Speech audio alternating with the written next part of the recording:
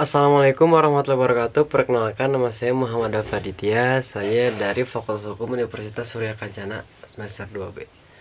Sini saya akan mereview kembali materi yang telah disampaikan oleh dosen pengampu Profesor Dr. Hajah Heni Nureni SMH, dan juga asisten dosennya Bapak Randy Aryadi SMH, yaitu tentang pembaharuan Kitab Undang-Undang Hukum Pidana.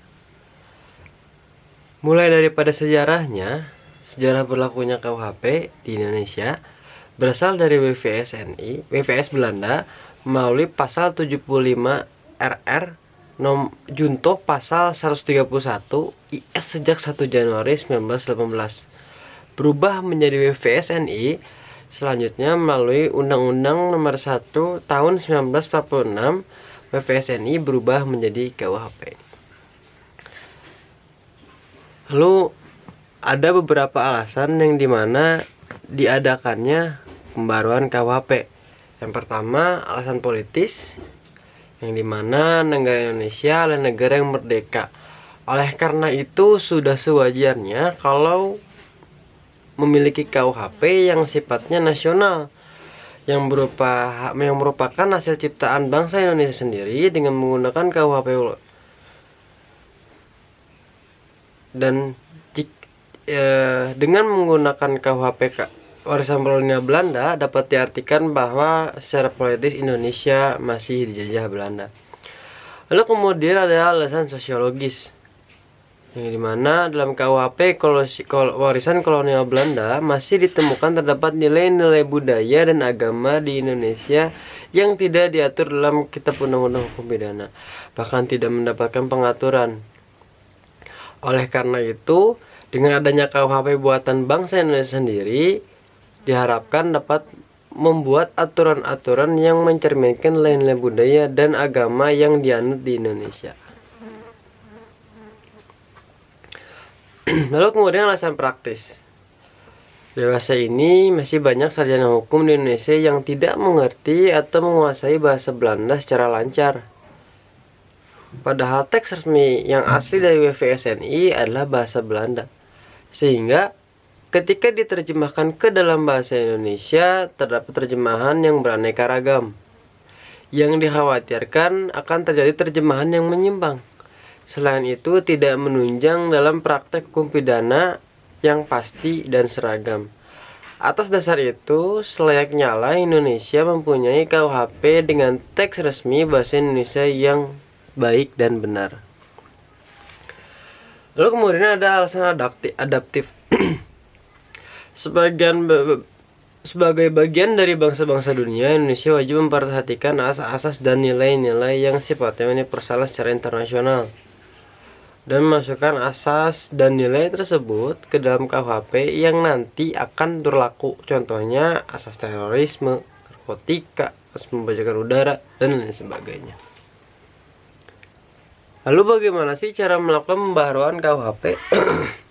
Yang pertama, ada salah satu cara namanya kriminalisasi, yaitu suatu proses pembaharuan di mana suatu perbuatan yang tadinya bukan merupakan perbuatan yang dapat dipidana, tapi karena perkembangan masyarakat menjadi perbuatan yang dapat dipidana atau penciptaan delik baru. Pembaharuan ini diakhiri dengan terbitnya undang-undang baru.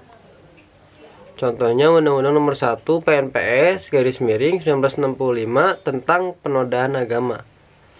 Terhadap undang-undang tadi ada kritik dari Profesor Umar Senoaji yang mengatakan bahwa Undang-Undang Nomor 1 1965 junto pasal 156 KUHP bukanlah delik agama, tapi merupakan delik berhubungan dengan agama atau penodaan agama.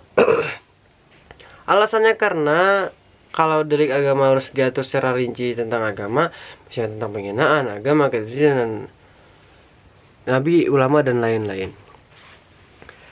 Lalu kemudian ada dekriminalisasi, yaitu suatu proses pembaharuan yang tadi suatu perbuatan itu dapat dipidana karena perkembangan masyarakat menjadi perbuatan yang tidak dapat dipidana, memandulkan delik. Contohnya pasal 534 KUHP terbatas hanya pada petugas atau penyuluh keluarga berencana, sifatnya terbatas. Dan Undang-Undang 17 tahun 1967 tentang penarikan cek kosong. Menurut undang-undang ini, setiap penarikan cek kosong adalah tindak pidana. Akibat dari tindak adanya undang-undang ini, tidak ada orang yang mau melakukan transaksi dengan menggunakan cek, karena takut dikenakan sanksi pidana. Lalu ada rekriminalisasi, yaitu suatu perbuatan yang tadinya dapat dipidana karena perkembangan masyarakat menjadi tidak dipidana. Kemudian karena perkembangan masyarakat pula, maka perbuatan tersebut menjadi dapat dipidana kembali. Contohnya Undang-Undang Nomor 17 Tahun 1967 tentang penarikan cek kosong dicabut dengan Undang-Undang Nomor 1 Tahun 1971 sehingga penarikan cek kosong tidak dapat dipidana lagi. Lalu ada depenalisasi. Apa itu depenalisasi? Depenalisasi adalah suatu proses yang tadinya perbuatan itu dapat diancam pidana, kemudian ancam pidananya hilang dan masih dimungkinkan untuk diganti dengan sanksi lainnya, misalkan sanksi kurungan diganti dengan sanksi administrasi. Lalu ada mitiring, suatu proses pembaruan yang tadinya suatu perbuatan dikenakan sanksi hukum yang berat diganti menjadi sanksi hukum yang lebih ringan. Contohnya pidana mati yang diganti dengan pidana seumur hidup. Lalu apa saja sih metode-metode pembaruan KUHP? Yang pertama ada evolusi atau evolusionis. Pembaharuan dilakukan dengan cara menyelipkan pasal-pasal baru dalam KUHP. Contohnya Undang-Undang Nomor 7 Tahun 1971 tentang peneriban perjudian. Penertiban perjudian merubah pasal 542 dalam buku HI KUHP menjadi pasal 303 bis dalam buku 2 KUHP. Buku 3 KUHP menjadi pasal bis dalam buku 2 KUHP. Sehingga konsekuensinya dengan berlakunya Undang-Undang Nomor 7 Tahun 1974 dapat maka semua macam bentuk tindak pidana perjudian adalah merupakan tindak pidana kejahatan karena diatur dalam buku 2 KUHP dan sanksi pidananya menjadi dinaikkan atau diperberat karena merupakan kejahatan. Artinya pelanggaran menjadi kejahatan. Yang kedua kompromis, yaitu pembaruan dilakukan dengan cara menambah atau menyelipkan bab baru dalam KUHP. Jadi apabila ada aturan baru cukup dengan cara menambah menyelipkan saja.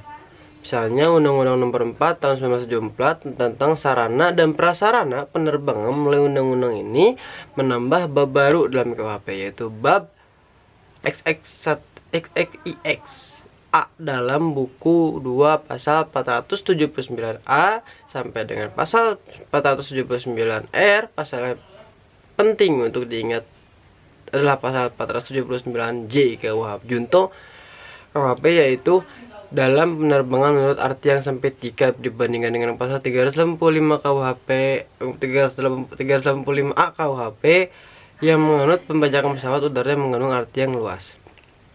Lalu kemudian global, pembaharuan hukum pidana yang dilakukan secara keseluruhan baik hukum pidana material maupun hukum pidana formal. Contoh Undang-Undang Nomor 7 Darurat Tahun 1955 tentang tindak pidana ekonomi yang mengatur baik pidana formil maupun pidana material.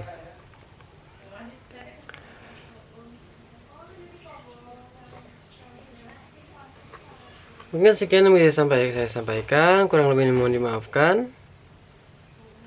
Assalamualaikum warahmatullahi wabarakatuh.